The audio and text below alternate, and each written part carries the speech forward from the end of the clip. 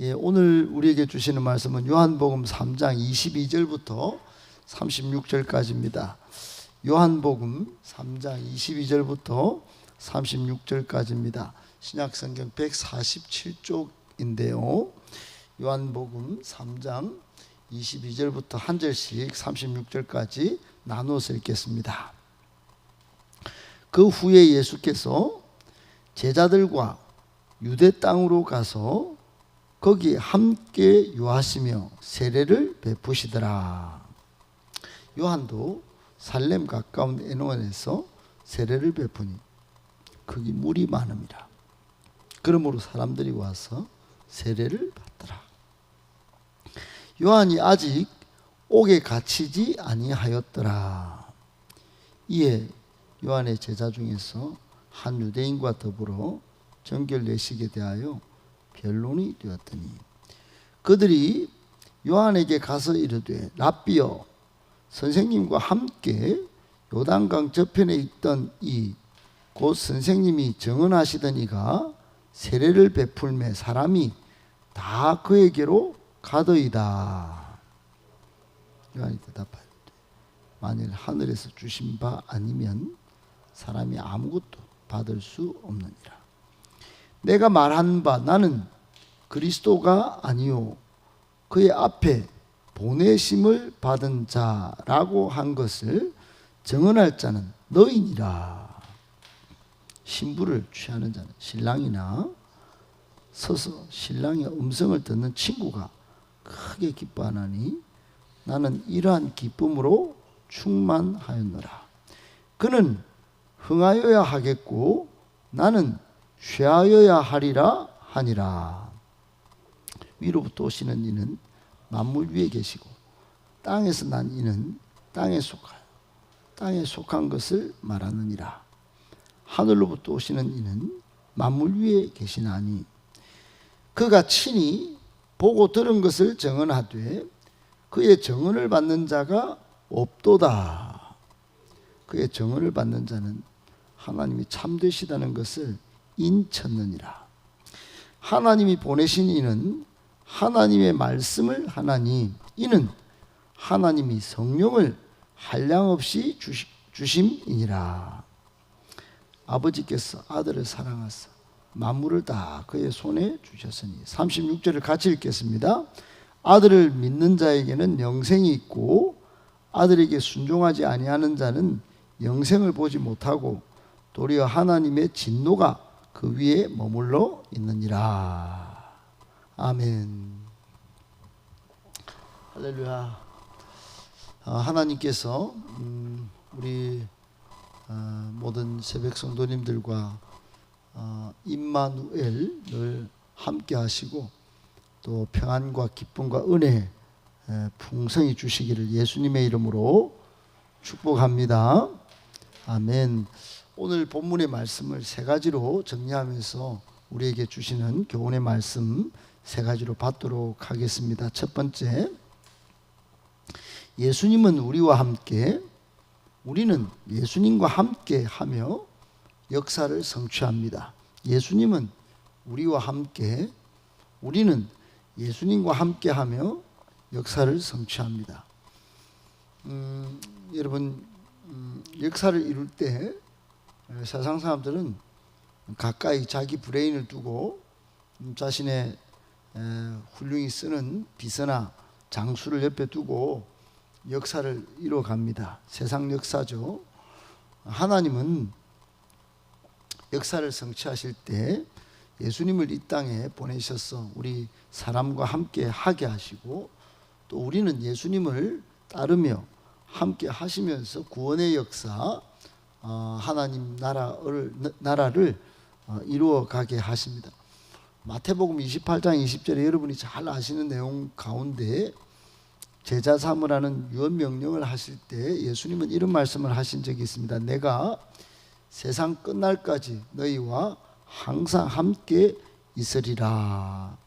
항상 함께 있는데 세상 끝날까지 너희와 그랬습니다. 너희와.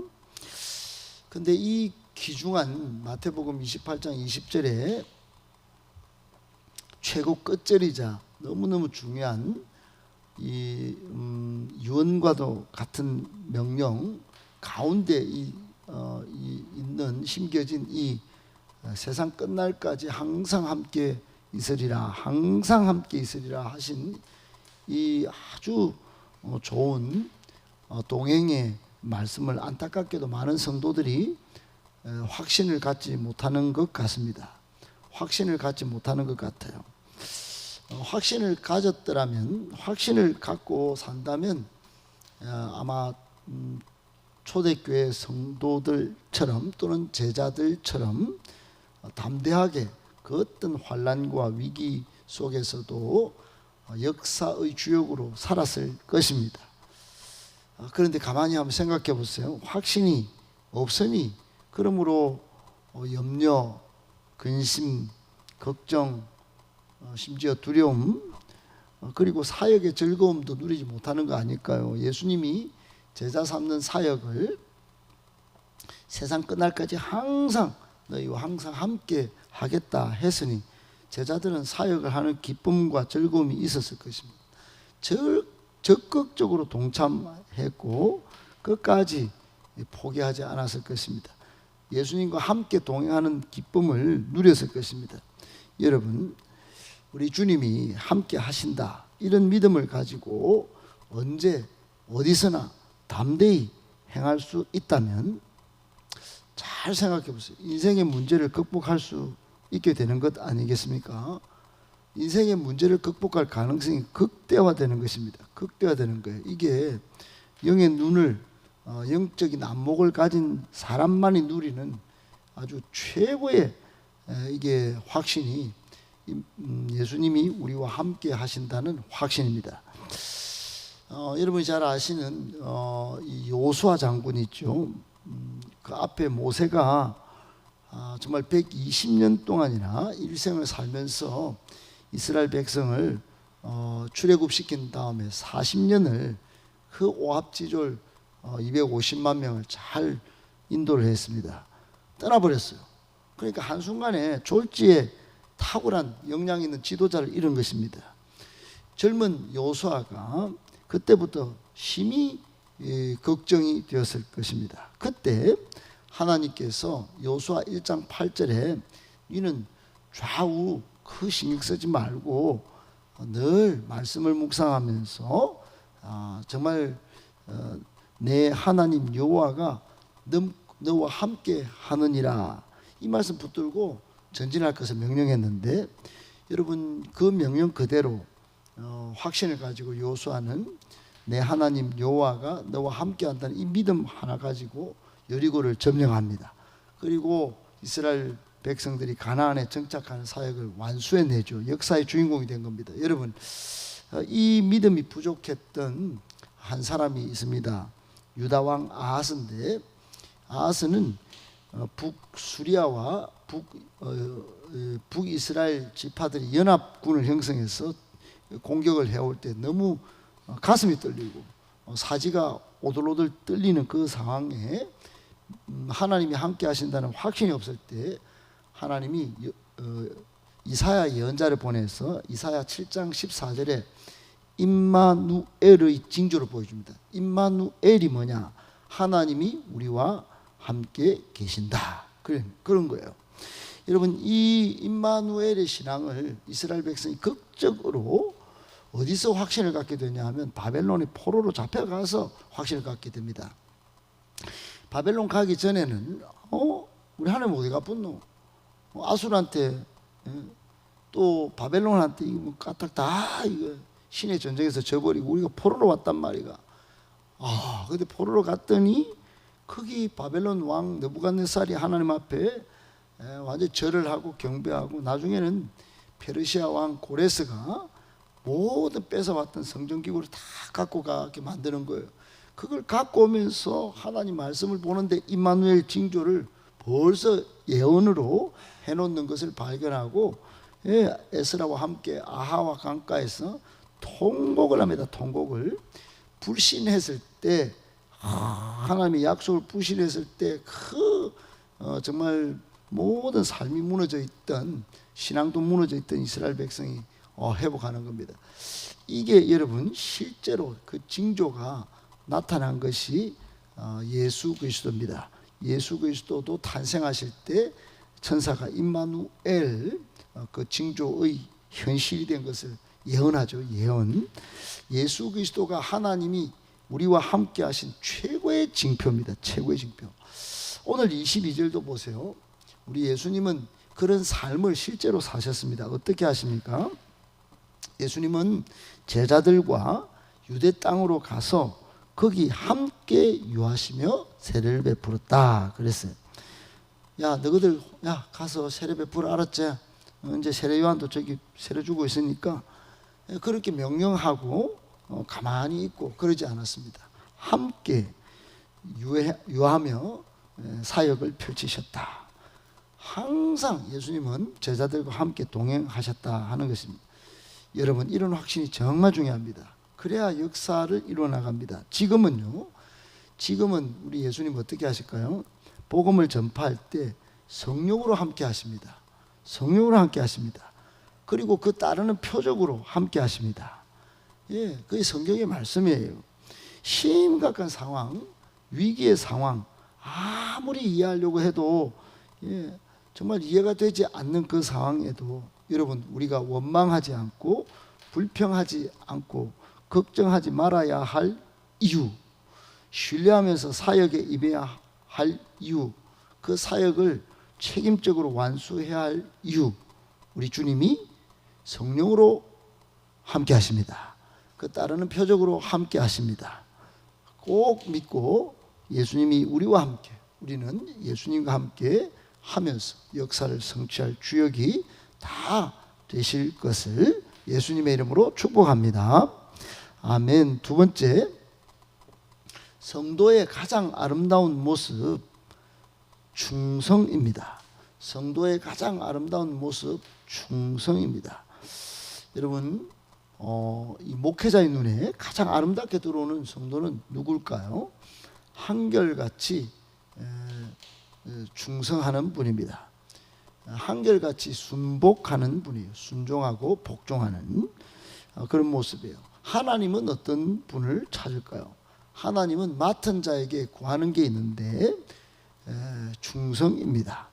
23절 이하 오늘 본문은 세례 요한이 세례를 베푸는 사역을 또 예수님의 증인의 임무를 충실히 하는 그런 내용으로 전체가 잡혀 있습니다. 특별히 24절은 어떻게 그 모습을 보여주시냐 봤더니 아직 옥에 갇히지 아니한 중에 세례 베푸는 모습을 보여줍니다. 다른 말로 옥에 갇히지 아니했다, 이 말은 세례 요한이 나중에 옥에 갇히게 된다, 이걸 전제로 하죠.